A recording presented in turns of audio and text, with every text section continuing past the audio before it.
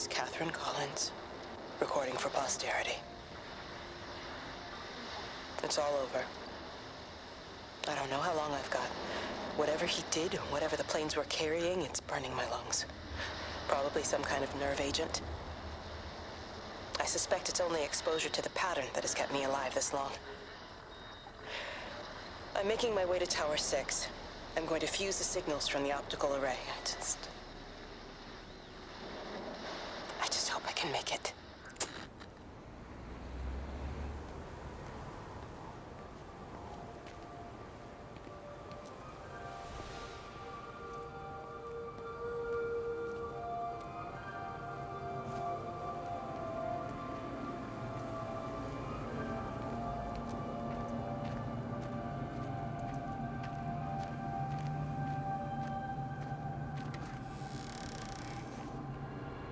You're a daft old bird walking all the way out here for it. You know Charlie would have dropped it off. What, and have that stinking great lorry of his poisoning my birds?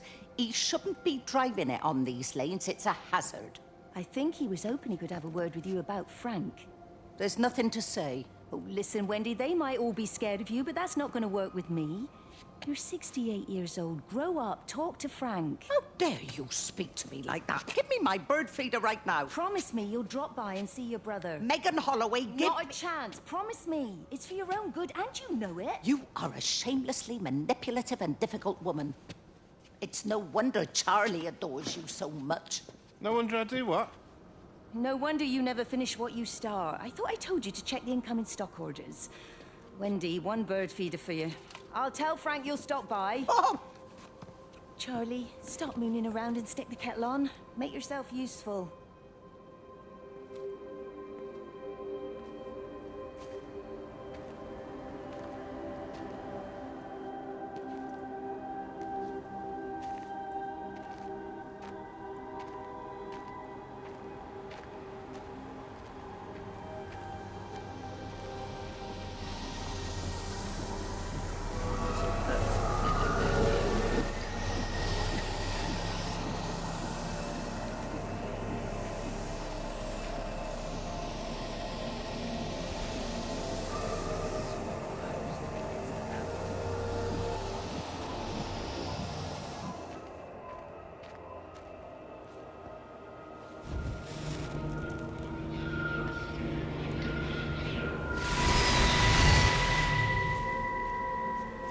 Appleton! What are you doing here?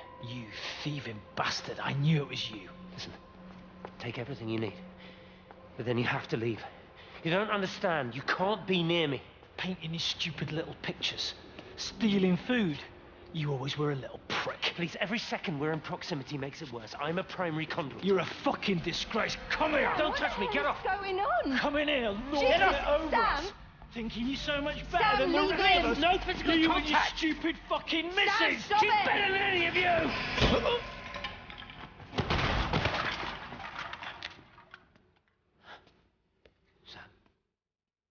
Sam? Meg, please. Don't come near me. Meg!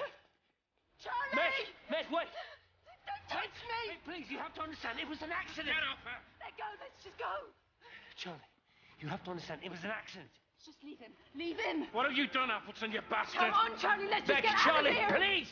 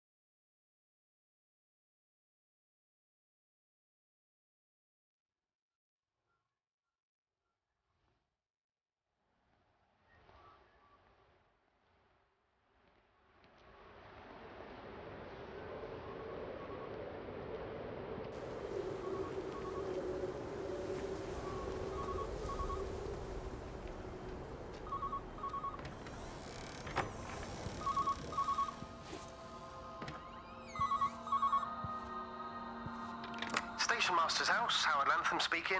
Howard, it's Clive. Clive Smith. I need you to listen to me and not ask questions or interrupt. Can you do that? Yeah, I can. But why are you calling? The Emergency Measures Committee is imposing a quarantine around the valley. We've got an influenza outbreak in the village. We're suspending rail services, and we're also going to be shutting down the roads for a bit. You're going to be dealing with some anxious people, Howard, so you need to explain it's all under control, and we'll be back to normal in a few days. All right. Open up the emergency store. There's posters and boards, along with a bunch of stuff that hasn't been used since the war. Grab anything you think might be useful.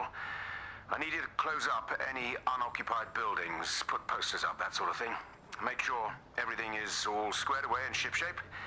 You were a military man, I'm sure you understand that. Everyone doing their bit, following their orders. All right? All right. I think. Good man. I knew we could count on you. Ah, Jesus, Maze. What the hell was that?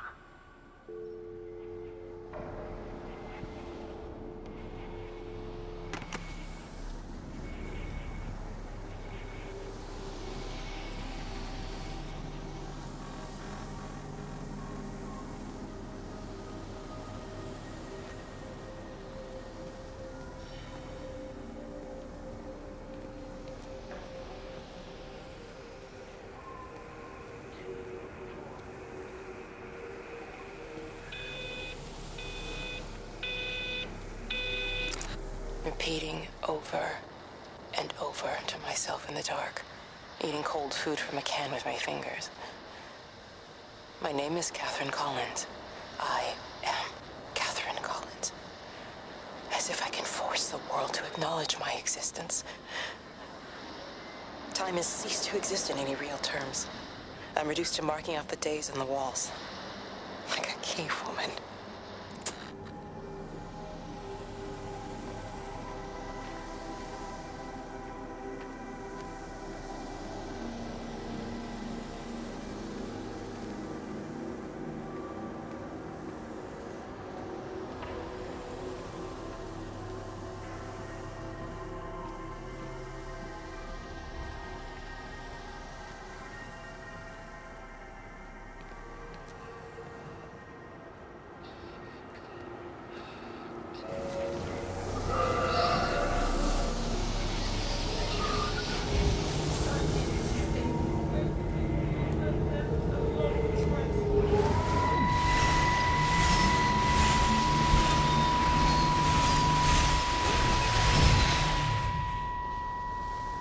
Darling Stephen, I don't know if you'll ever listen to this. Maybe you've decided to stay with Kate, and I can't blame you for that. But I can't wait for you either. I've got to think about the baby. And, well, I should have left a long time ago. I've run out of excuses for not leaving now. But I do love you, Stephen. And I hope you find peace one way or another. Oh, there's planes coming.